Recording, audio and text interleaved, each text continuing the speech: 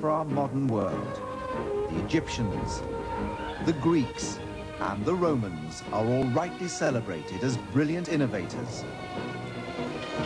But the history books have overlooked a magnificent period of invention when some of the greatest minds of antiquity revolutionized scientific and technological knowledge.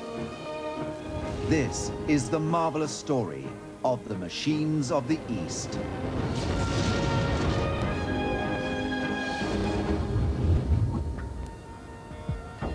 To many Westerners, the Islamic East is shrouded in mystery, and its history is obscure. But today we are discovering that the technology and science that shapes our modern world has its roots in a remarkable civilization that originated and spread throughout the East over 1,000 years ago. Incredibly, those people had ancient handheld computers that possessed many of the capabilities of modern satellite navigation systems. They created massive water-moving machines that harnessed the power of the earth to transform deserts into rich and vibrant cities. They understood the complex precision engineering that underlies the components fundamental to many contemporary machines. And they invented awe-inspiring combat devices, including fireproof uniforms and even the world's first torpedo, capable of destroying a ship 300 meters away. For the history of Western civilization, the collapse of the Roman Empire was a decisive turning point. Whereas Europe slid into the Dark Ages, abandoning many of the advances of the great cultures of antiquity, the lands of the East flourished. In the void following the end of the ancient empires, important developments in literature, natural science, mathematics, medicine, and engineering took place. What occurred in a sparkling 500-year period between the 8th and the 13th centuries, known as the Golden Age of Islamic civilization, is now making us rethink our views about the ancient world. Many of the scholars, engineers, craftsmen were amazingly innovative, and it was at a time of great creativity. As Islamic culture spread from the Middle East to India, North Africa, and westward across Europe as far as Spain, the scholars of the East amassed the greatest collection of knowledge in the world. Over the following 5 centuries, the lands of the East became the planet's vibrant heart of scholarship and culture. Europe couldn't have possibly reached where it did without the contributions of these people. From the period, call it from 700 right further up to 1600 and beyond that, because it never stopped, it was a world of learning. By the end of the 8th century, one school of learning in particular led the way in technological and scientific development. It was known as the House of Wisdom, the Islamic world's equivalent of MIT or Oxford. It attracted scholars from all over the East. They decoded ancient texts that contained designs and specifications for machines that had existed over 1,000 years earlier. Early Arabic inventors took many of these Hellenistic and Roman writings, copied them, but also added and elaborated and developed some of these principles further. Intriguing hints in some manuscripts indicate that Eastern engineers inherited a tradition of constructing automata, the ancient world's equivalent of robotic devices. Contemporary engineers, like Professor Al-Hassani of Manchester University, are now studying automata like the tea-serving girl, and are astonished by the fluent understanding of techniques that we still employ today. The tea-serving girl principally is a tank on top of a robot. This tank has a hole that allows the water or the drink or the tea to come out of it. A tank that ingeniously regulated the flow of liquid enabled the creator of the tea-serving girl to astonish and amuse all who saw her. The reservoir is filled with liquid, which drips at a constant rate into a bucket. When the liquid reaches a certain level, after precisely 7.5 minutes, it empties into the glass in the servant girl's hand. The weight of the glass triggers a mechanism that causes the girl to roll down a slope, opening the door and presenting the drink to the guests.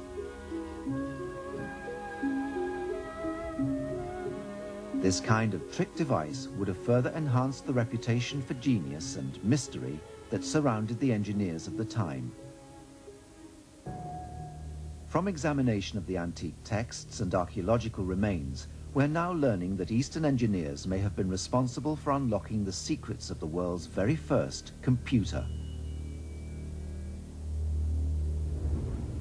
At the start of the 20th century, the discovery of a shipwreck off the Greek island of Antikythera yielded ancient history's most enigmatic scientific object.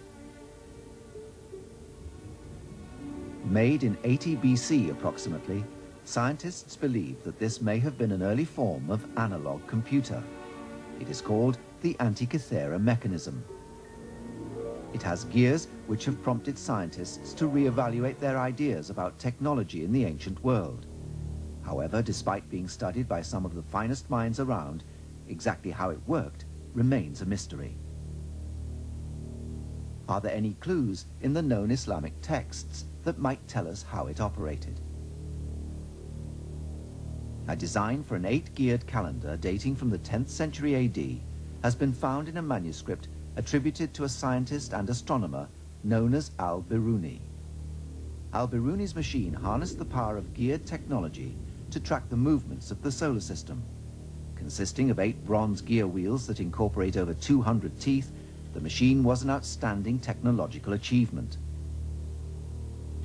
All the displays were set to their correct astrological positions before the machine was operated. Each day, the user moved the alidad, or pointer, forward 1 division, so turning the gears, which gradually altered the positions of the sun and moon, and the shape of the moon in its phases. The fine precision of the bronze-toothed gears ensured the machine was amazingly accurate in calculating days, months, and years. Could the Eastern scholars have been aware of the Antikythera mechanism, and did they possess the skills to build instruments like it?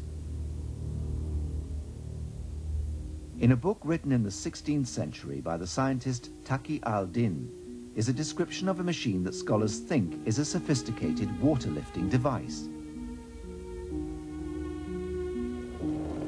The remarkable 6-cylinder monoblock pump driven by water power employs what appears to our eyes to be 20th century technology and looks like a machine invented just recently.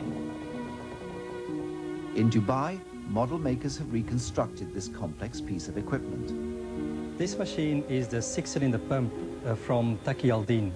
It's a water pump. It's driven by a grand water wheel. The water wheel is actually linked to an axis, or camshaft. The camshaft has 6 different cams on it. Each rod is linked at the end of the point with a weighted ball. Opposite each cam is a lever arm supported in the middle and pin-jointed at the other end to a vertical piston rod. The upper end of each piston rod carries a lead weight. The bottom of each piston cylinder has a clack valve. When the water wheel rotates, each lever arm is raised in succession by the cams. Water is then drawn up by the piston through the valve. When the lever is released, the lead weight propels the water up through the delivery system. It's a wonderful evolution from the Manna Musa brothers in the early 9th century, further down to where Al-Jazari was a fantastic ingenious engineer until Taqi al-Din for that particular era. So it was not only ingenious scientific objects and instruments that were built in the Islamic world. The inventors also created fully automatic mega machines designed to ensure the survival of millions of people using technology not seen again for 500 years.